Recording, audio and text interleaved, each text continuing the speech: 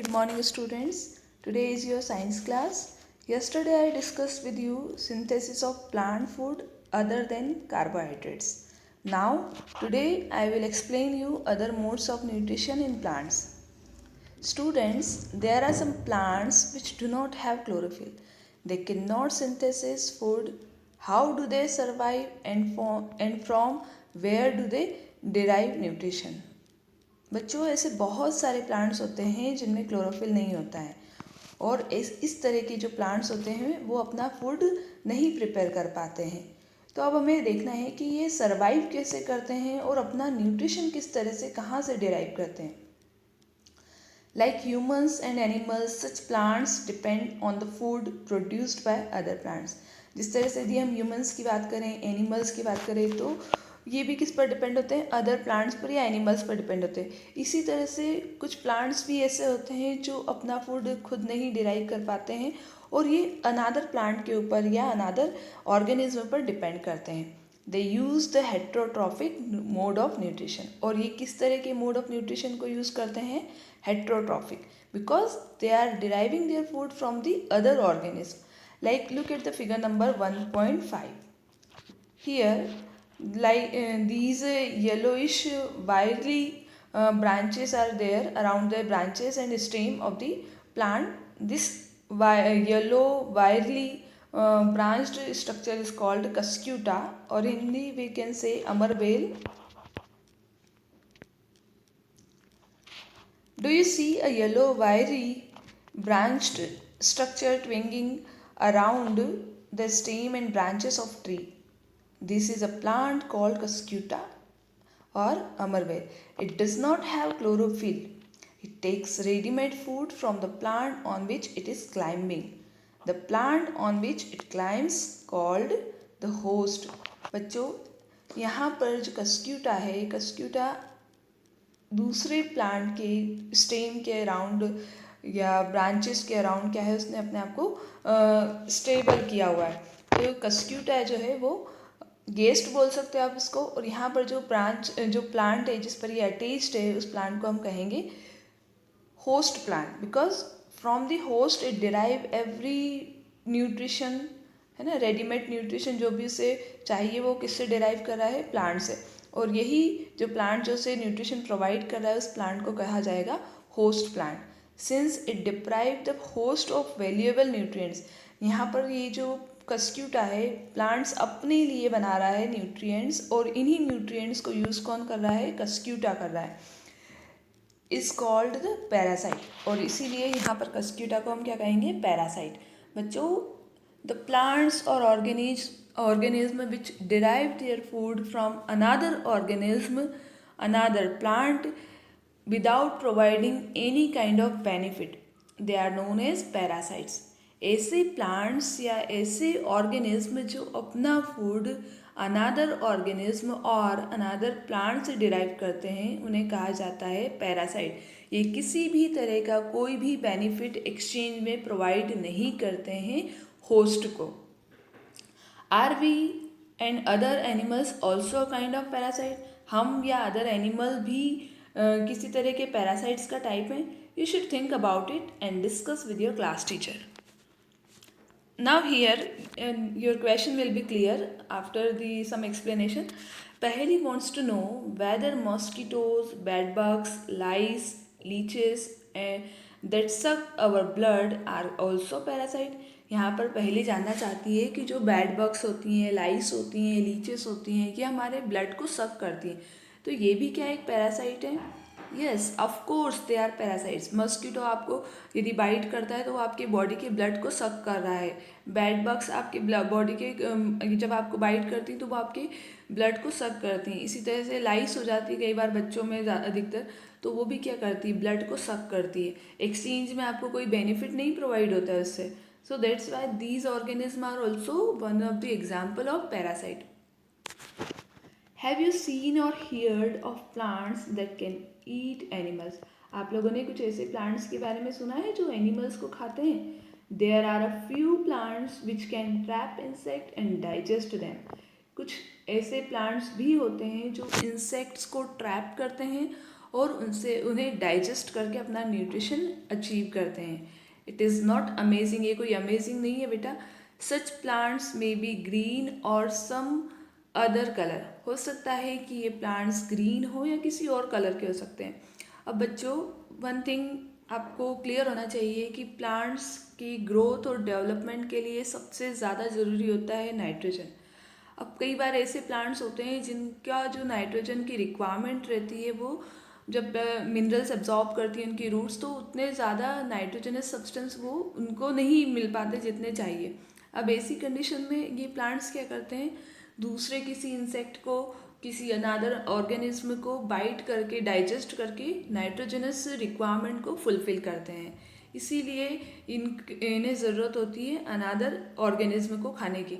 Otherwise इनकी nitrogen supplement sufficient इन्हें मिल जाता तो ये इस तरह का न्यूट्रिशन शो नहीं करते।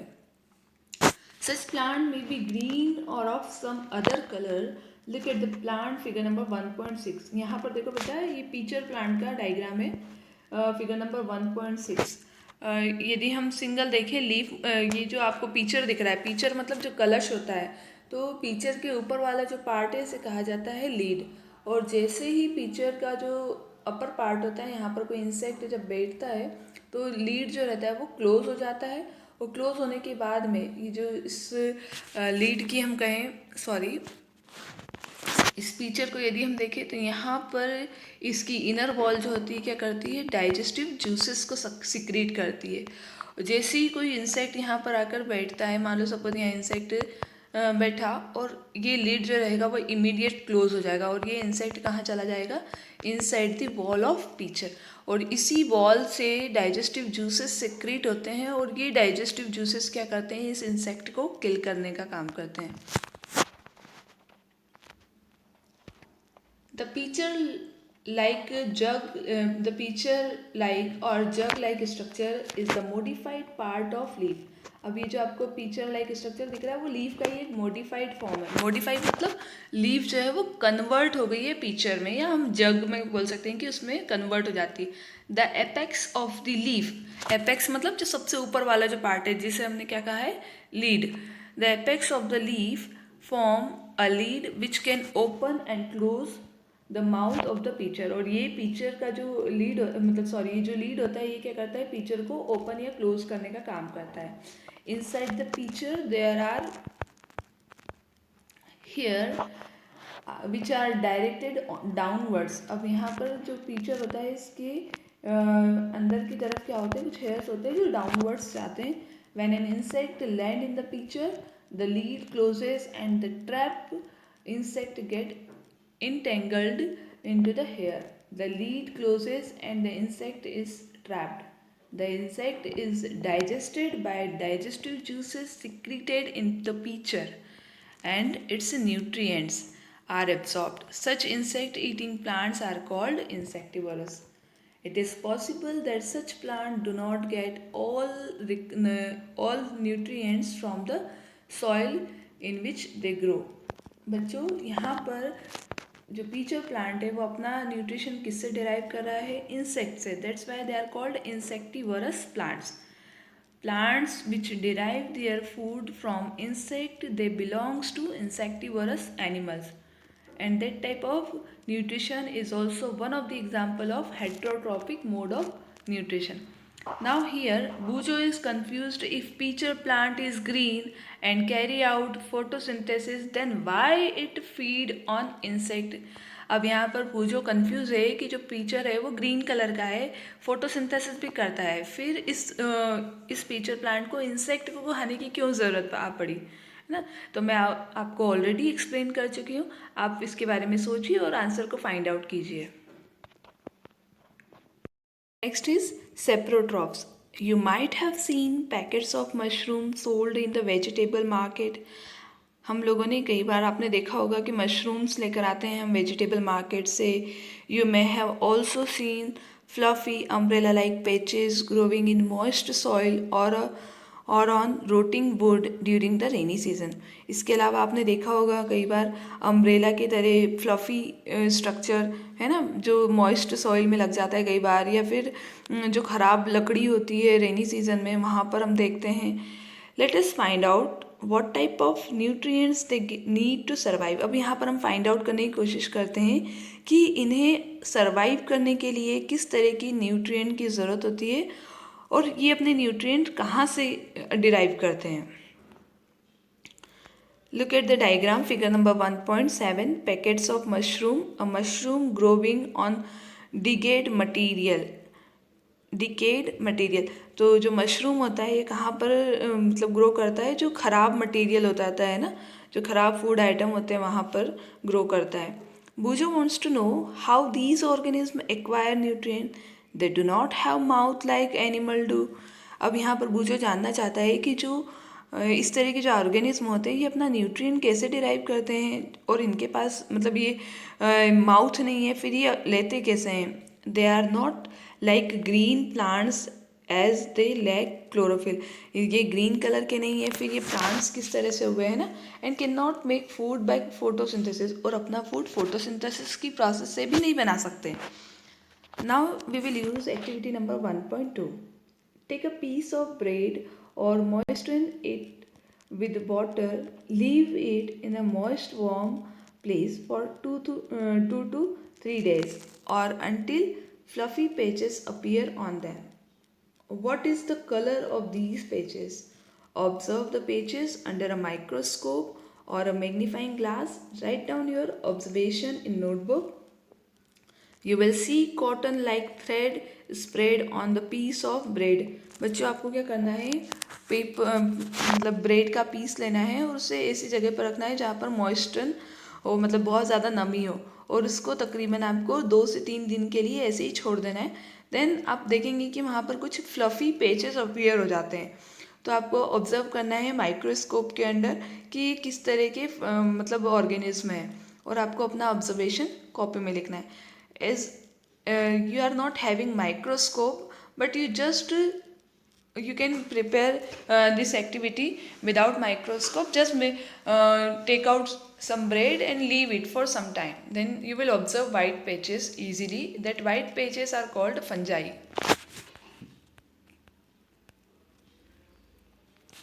These organisms are called fungi.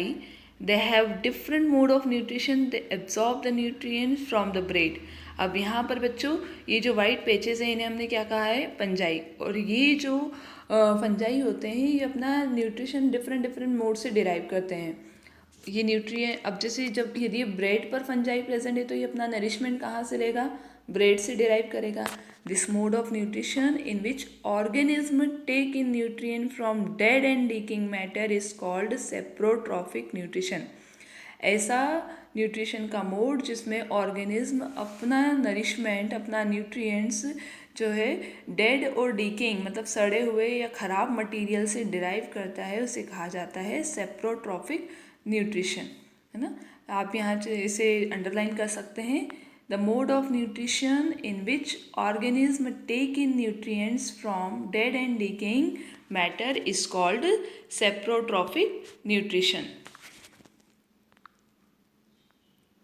From here to here, such organism with saprotrophic mode of nutrition called saprotroph. अब और इस तरह के जो ऑर्गेनिज्म होते हैं जो अपना नरिशमेंट डेड और डिकिंग मैटर से डिराइव करते हैं उन्हें कहा जाता है saprotrophs. Fungi also grow on pickles, leather, clothes and other article that are left in hot and humid weather for a long time. Fungi सिर्फ ब्रेड पर ही नहीं बच्चों, बहुत सारे मटेरियल्स पर भी लगते हैं, जैसे कि पिकल्स, लेदर, क्लॉथ, है ना, जो भी ऑर्गेनिक मटेरियल होगा उन सभी पर फंजाई लग सकते हैं। During the rainy season they spoil many things. Ask your parent about the meaning of fungi in your house. The fungal spore are generally present in the air. When they land on wet and warm things, they get germinate and grow. Now can you figure out how we can protect our things from getting spoiled? अब बच्चों जो fungi के जो spore होते हैं वो air में ऐसे ही मतलब स्प्रेड होते हैं, तो हमें हमारे जो मटेरियल्स होते हैं उन्हें फंजाई से प्रोटेक्ट करने के लिए क्या करना चाहिए कि वो फंजाई के कांटेक्ट में ना आ सके और हमारा जो मटेरियल है, जो भी ऑर्गेनिक सब्सटेंस है, वो प्रोटेक्टेड रहे। तो इसके लिए हम क्या कर सकते हैं बेटा, we have to use airtight container, है ना। यदि आप पिकल भी रख रहे हो तो आपको उसे एयर टाइट कंटेनर में क्लोज करके रखना होगा, ताकि वो क्या रहे, सेफ रहे, आपका जो भी फूड आइटम है वो completely safe रहे। In next class we will discuss about symbiotic nutrition.